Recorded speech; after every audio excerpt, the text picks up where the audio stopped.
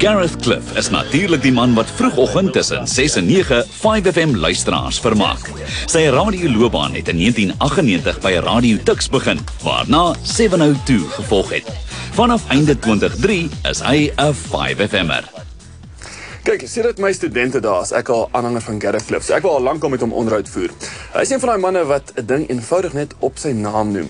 So ek is 'n bietjie bekommerd oor wat hy môre van my gaan sê. Kom ons kyk maar. 2 People's Choice Crystals vir gunsteling radiopersoonlikheid en verskeie U-Spectacular toekennings is maar 'n paar van die pryse wat Gareth se gewildheid as mens, omroeper en TV-aanbieder oor en oor bevestig. Wel, een ding is verseker, so vroeg in die oggend is 'n koppie koffie noodsaaklik vir oorlewing. Yeah, well, Paul, that's the vroeg, but you know, you get used to it. Wel, dalk nou die tweede ene. Nou, kom ons spring sommer in die diep kante. Hoekom dink jy is Gareth so gewild onder die luisteraars? I think first of all because of his looks, especially for the ladies. You know, Gareth is well read. People tend to be interested to someone who's got like something to say. For example, yesterday I quickly brought in Reverend Jesse Jackson in the studio without warning him, but he knew what to do. Wel, jy werk al 14 jaar saam met Gareth. So, hoe het jy hom gesien groei en ontwikkel deur die jare? When we started, he was like too playful, but now he's much more matured. And now he is able to like separate issues. He knows when not to be offensive, and he knows when to sort of like push the boundaries and stuff like that. He's got to understand himself and understand his audience as well. Gareth was eers 'n KwaZulu-Nataler, het in Pretoria gematrikuleer en aanvanklik by Tuks vir 'n regsgraad ingeskryf. Hy het toe kursus verander en 'n BA in politieke wetenskap en geskiedenis verwerf. Kyk, hierdie tyd van die oggend is my kop nog so 'n bietjie waserig. So ek weet nie hoe kry jy dit reg om so vroeg reeds so skerp te wees nie. Ek is nie seker hoe ek dit doen nie, want dis die moeilikste deel van my job en dis die enigste moeilike deel van die job. Maar ek is seker die feit dat jy 'n baie ingeligte opinie het, dra daartoe by. Wel, ek lees gereeld, maar ek dink nie ek's die mees ingeligste mens wat ek ken nie. Ek stel belang in wat aangaan. En ek dink mense moet belangstel in goed wat aangaan, anders gaan dinge nie in jou belangstel nie. Wanneer mens jou dop op televisie of op radio, dan kom jy oor as baie uitgaande, geselsrige tipe persoon. Is dit hoe jy is? Ja, ek is. Ek is dieselfde op en van die lig af. Ek onthou nog uit die Tuks daai uit, was jy geskort, ek dink eintlik jy was weggejaag vanaf die radiostasie, omdat jy sekere onvanpaste opmerkings gemaak het. Is daar enige onderwerp vir jou wat taboe is? Ek dink nie daar's enige onderwerp waar ek net van vooraf sal sê nee, ek gaan nie daaroor gesels nie. Of ek sal outomaties respek daarvoor hê en nie daaroor iets kontroversieel sê nie. Ek dink nie enige iets verdien outomatiese respek nie. Nou, elke oggend het jy die geleentheid om miljoene luisteraars se menings en opinies te beïnvloed vanuit daardie stoel. Kan ek 'n bietjie voel dit? Kom sit maar. Sedert die tweede Idol seisoen is Gareth ook 'n gevreesde beoordelaar wat deelnemers goed op hulle tone hou. So hier is nou die stoel van mag. Jy het op 'n stadium daar die opmerking gemaak dat die swartes op Idols beter doen as die wites. En daar was toe verskeie aantuigings, onder andere van rasisme. Hoe voel jy daaroor? Daar's 'n snaakse ding wat aangaan hier op die oomblik. En dit is dat veral wit mense, hulle wil nie oor ras praat nie. Hulle wil liewer die hele ding ignoreer. Al wat ek gedoen het, is ek het gesê die swartes hierdie jaar is beter as die wites. Just like I would have said, die seuns is miskien hierdie jaar beter as die meisies. Die mense het gesê, hoekom het jy dit gesê? Hoekom moes jy oor hulle ras praat? Asof dit nie daar bestaan nie. Wat ek baie snaaks vind. Nou, jy is verseker nie bang om belangrike kwessies aan te spreek nie, soos die brief wat jy vir die regering geskryf het. Ja, daai brief wat ek aan die regering geskryf het, is die ding wat swart mense gelei om my 'n rasist te noem. Die Idols ding was dit wit mense wat toe vir my 'n rasist genoem het. So die twee balanseer vir mekaar. Maar wat is die doel van daai brief? Wat wil jy daardeur bereik? Ek het net gesê wat baie mense al klaar dink. Dis nie net ek nie, Zwelinzi Mavavi het dit die week voor ek dit geskryf het gesê. Ons almal weet wat verkeerd is. Ons almal weet waar ons dinge beter kan maak. Voel jy dat jy daardeur 'n verskil gemaak het? Dit was vir my belangrik om te sien dat die mense van die regering, they didn't want to shut me down or censor me. And they also didn't want to give me a reprimand. It was a discussion.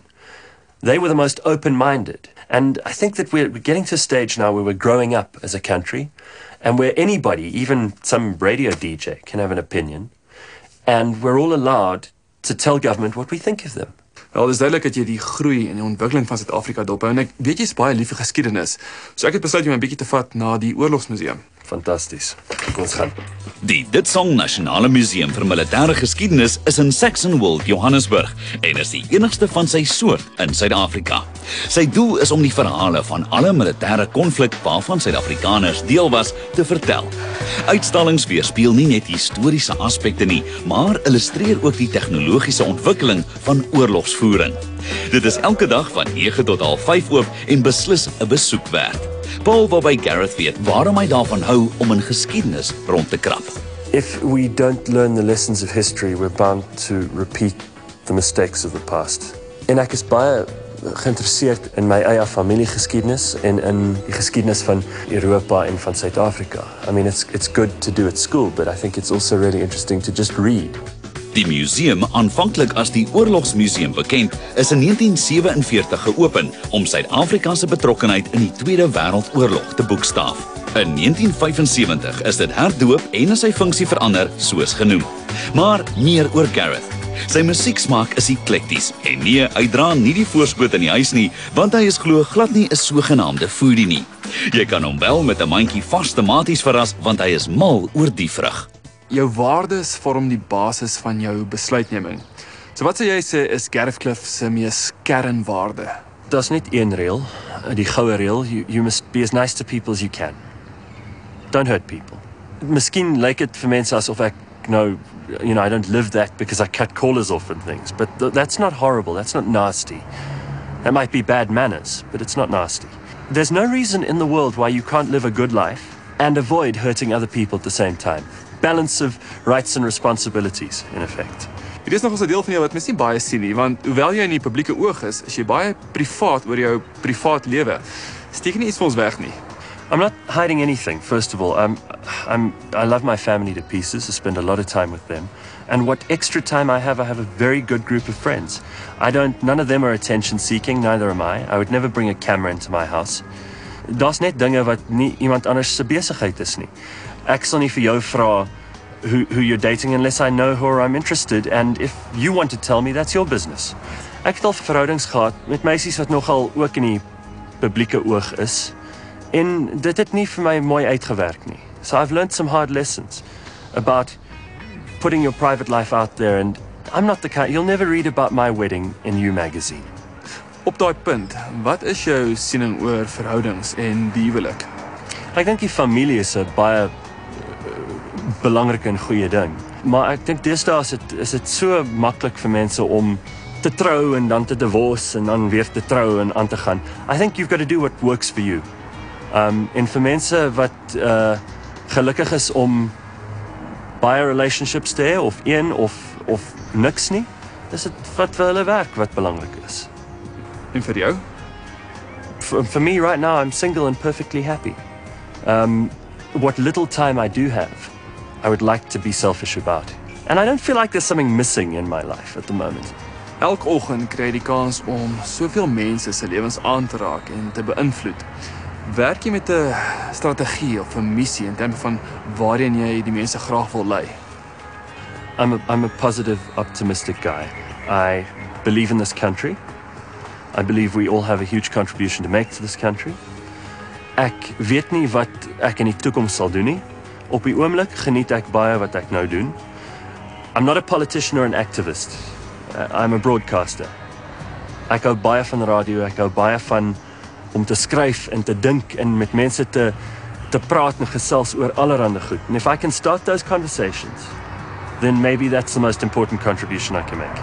Sien, dis 'n ding wat ek van jou waardeer. Jy moedig mense aan om te dink. Dankie meneer. Kyk of jy nou met hom saamstem of nie. Hy het altyd ingeligte en intelligente argumente. En as jy klaar na hom geluister het, kan jy wegstap en weet jy's 'n ryker mens as wat jy was. Nou ja, is tyd om te groet. Ek sien julle almal weer volgende week. Totsiens.